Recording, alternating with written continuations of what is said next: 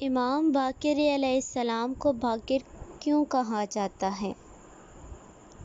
حضرت ہجر بن بشری لکھتے ہیں کہ امام باقر علیہ السلام اس لیے باقر کا لقب دیا گیا کہ کلمہ باقر کے معنی زمین کی شکاف کرنے والا اور زمین میں چھپے ہوئے خزانے کو باہر نکالنے والا ہے، کیونکہ اس امام نے معرفت کی پوشیدہ خزانوں اور احکام کی حقیقتوں کو انتہا واضح کیا کہ وہ کسی کے لیے بھی معظم بھی نہ تھی سوائے ان افراد کے جو دل کے اندر اور ناپاک قلب کے مالک ہیں۔ یہی وجہ ہے کہ آپ علیہ السلام